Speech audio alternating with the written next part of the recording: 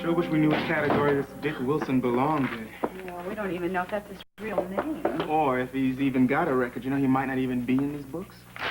Well, you were pretty sure of it when we were on the way back from Oakdale. There was just something about that guy. And we know he doesn't work at the plant, like you said. I mean, we checked that out. Yeah, that was suspicious, wasn't it? It's really strange that he should come up when Kirk Michaels disappears. Yeah. It's always rough working on a case when you don't even know what the crime is. Don't even know if there is a crime, Calvin. I mean, this could be nothing more than a domestic squabble. Oh, I doubt that. This is getting nowhere. I think I'm gonna, I think I'll check con artists for a while. Yes, of course, that's what Logan's worried about, that April's being conned. Well, she's got to be careful. She is a very rich woman now. Yes. Which only goes to prove the theory, once again, that money cannot buy happiness. Well, she can have the happiness. I'll take the money. Yes, Stoner. Oh, thanks, Joe. Yeah, right. Right. Watts, like in light bulb. Okay. I got it. Okay, thanks, buddy. Guess what I got? Did you get his real name? Well, I got the name that the car's registered to. They checked it by the license number. It's Larry Watts, and boy, does he have a record. Let's go to the computer. Watts? Yeah.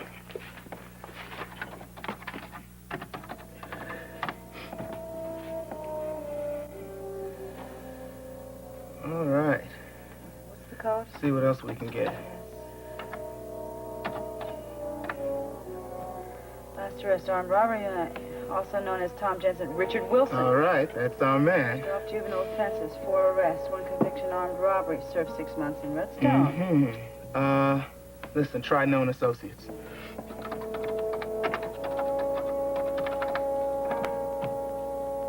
Known associate, Kirk Michaels.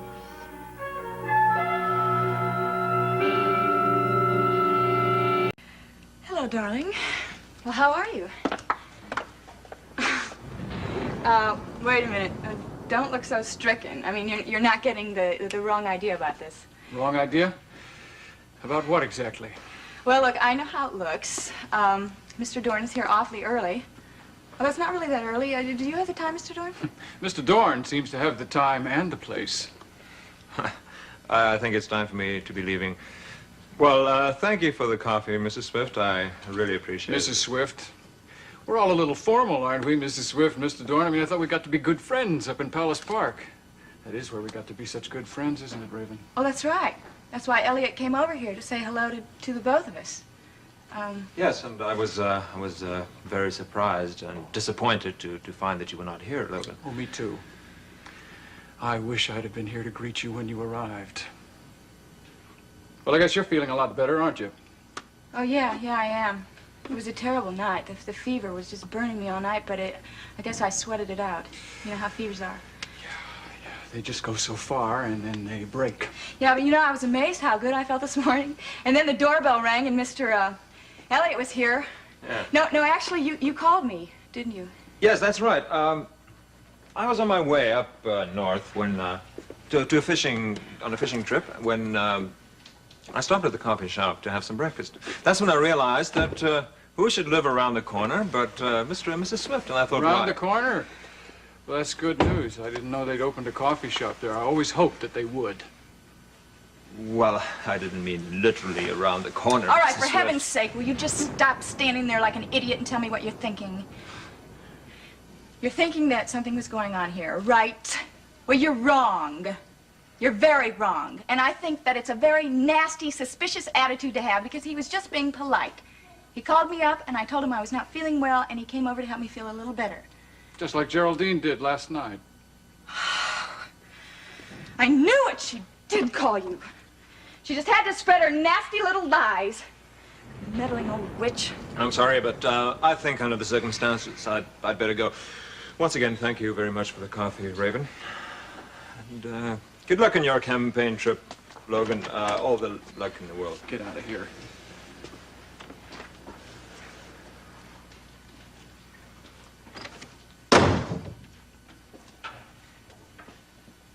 Okay. What's the story? Has she been telling you lies about last night? Last night? I thought your visitor arrived this morning. She hates me, Logan. You know that.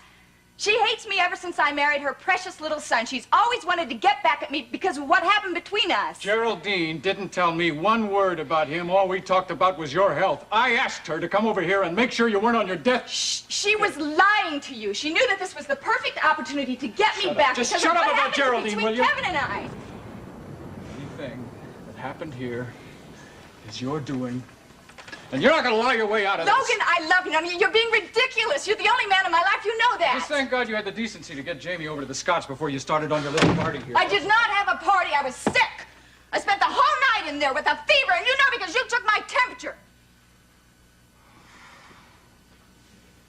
Yeah. According to this, your coffee is getting cold. I'm leaving. Where are you going? I'm going to check on Jamie. I'm going to make sure he's all right. Yeah, right. That's all you care about. You care more about the damn kid than you do me. Tell me something. Just how do you expect me to be faithful to somebody who needs a baby more than he needs his own wife?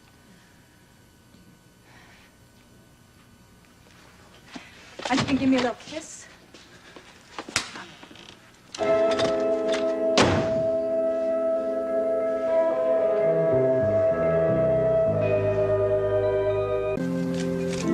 Yeah, Mrs. Goodman's been here quite a while. She's up with Julie right now. What'd you think of her? She's mad about her? Yeah? Says she's absolutely the most beautiful baby she has ever worked with, but I'm sure she said the exact same thing about Adam. Got news for you. She said the same thing about Jamie. Oh, I don't care. I think she's wonderful. And if Miles and Nicole didn't need her so badly, I'd steal her away. I feel the same way. Sooner or later, though, you're going to have to see about getting some permanent help. I know, I suppose so. Just haven't been anywhere, so it hasn't been urgent. You're going somewhere tonight, aren't you? This is sort of an event for you, isn't it? Too bad you couldn't have gotten Robert Redford. Well, let's see. I kind of like what I got. Oh, but it is a special occasion. You're stuck with a stodgy old district attorney, you know? This stodgy old district attorney happens to be very handsome. And you look wonderful. It's probably the suit. It's clean, you know. I just got it out of the dryer. That's what I mean. That's what I'm worried about. How can I go out with a distinguished public figure like yourself feeling and looking the way I do? You talked me into it. You're hideous. I'm leaving. What? Okay, you're gorgeous. I'm staying. April. Yes. You're beautiful. Oh, yes. Look at my eyes, please. You're beautiful. You always look beautiful to me. I suspect that you always will look beautiful to me. Yeah? Yeah. Thanks. I needed that. Oh. Friendship. Oh, I hear that word so often these days. Friend, friendship. That's what you are. A very good friend. Very good friend. Well, that's a little better. Step up. On a scale of 1 to 10, I suppose you'd say I was, 7.5. 7.5. Oh, That's not bad. Not an 8. Well, look, speaking of numbers, what time is our reservation? 7.5. Oh, I guess we better get going, huh? Yeah, I guess so. I'll take these in. Logan? Yeah? In all seriousness now, really. Do I look all right? In all seriousness, you look fine. My hair, my makeup? Perfect. I don't know. I'm not so sure that you can really see from that far away now. Look closely. My eyes? Perfect. Both of them? It's hard to tell which one is more perfect.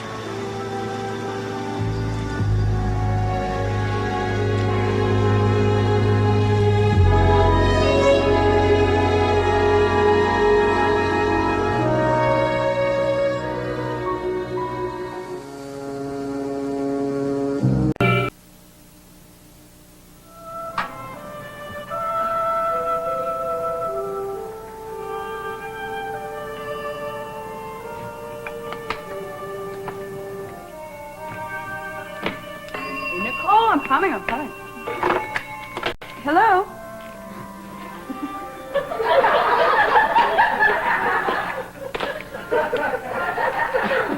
Hello? Hello? Hello? Oh. Didn't I tell you this place has a wonderful ambiance? Ambiance. That's another word for expensive. It has been far too long since I've been here. Raven, why don't we just have drinks here and then we'll go somewhere else for dinner? No, what's the matter? Don't you like French food? Yeah, I love the food over here on the left side. The price is on the right side. It killed my appetite. Derek, it will be worth it. My food bill for last month didn't cost what this dinner's gonna cost me. Well, I'm sorry, but I was not in the mood for burgers and fries today. Well, I'm sorry. I'm just a civil servant. You're the chief of police of Monticello. You have a grossly exaggerated idea of what a police chief earns. Well, you should be seen in these places anyway. It's good for your image. I'm not concerned about my image. It's my wallet. You certainly are a killjoy. I'm sorry. Look, I'm only kidding. Of course we can eat here, but maybe I should order for the two of us. I'm sick and tired about worrying about money. Hey, join the club. I've been worrying for far too long, and I'm sorry, but I enjoy places like this. I'm used to it. What's not to enjoy? You just got to be able to afford it, that's all. Well, there are few places in Monticello that have good service and good food and interesting people like those two over there.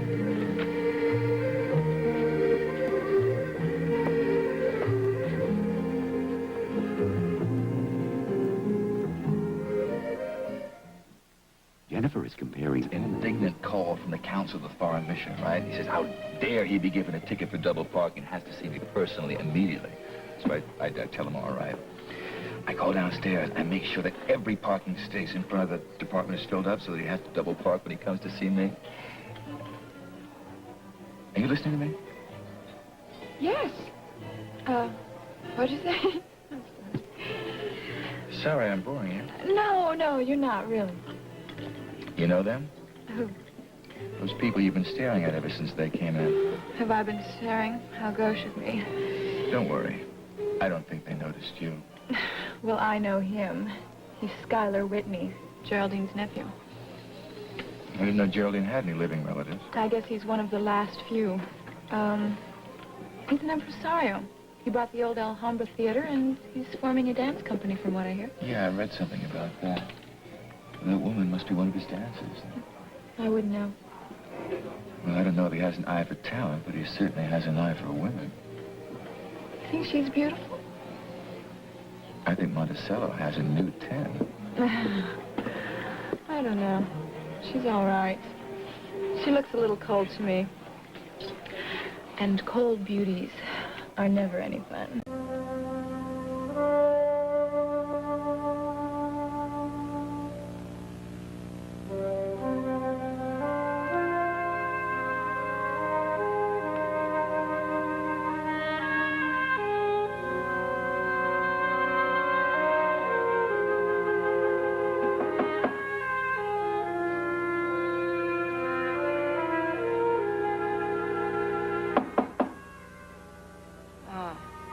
Who is it?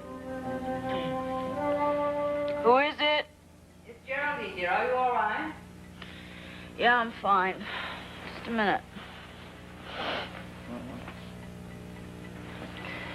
Oh, gosh, it's 10 o'clock. Come on in, Geraldine. I'm sorry to disturb you, dear, but your father's getting a little worried about you. A little worried about myself, too, sleeping this late. I was having such a nice dream, I just didn't want to wake up. No, I think it's more than that. You've been working some late hours lately. And I think you're just finding it difficult to adjust to this new work schedule of yours. Well, I have to be on the same schedule as my field training officer. Wherever he goes, I have to go. Ah, yes. Well, that means you're seeing quite a bit of Steve Guthrie these days, doesn't it? Yeah, quite a bit. And would it be safe to say, not only in the line of duty? It would be safe to say. But then, Steve and I saw a lot of each other before, well, before some things happened. One of the things being your acquaintance with Rainey Cooper. Well, no, I didn't mean that in particular. It's just that Steve and I have had a lot of difficulties, but things are a lot better between us now. I'm going to make a confession. I like that young man. I like him very much. Tell my father that. Please, Deborah. You know your father as well as I do, perhaps better. He adores you. It's just that he finds it difficult adjusting to the idea that you're involved with someone in that profession. Of course, he can't object to Steve being a police officer, too, because that's also your job. That's right. I've taken that advantage away from him, haven't I? I'm sure he'd like Steve very much once he got to know him. The problem is that every time Daddy and Steve get to know each other, it's always concerning some police investigation or other. Deborah, I'm going to say something else. Something about your other friend, Rainey Cooper. What about him? Oh, I'm sure he does a very good job for your father. I know that Anthony seems to rely on him a great deal of late, but I must confess I didn't get a very good impression when I met him. Do you mind my telling you that? No, of course not. I don't mean to interfere in any way, but it's just that well, I do feel like a mother to you, Deborah, and so I... Geraldine, you don't have to worry about it. Rainey has made it perfectly clear that he's not interested in seeing me anymore, and frankly, I really don't care. In fact, I've been thinking of returning a gift of his. For myself, I'm glad to hear it. And I'm glad that you and Steve are friends again. Oh, yes. We're very good friends.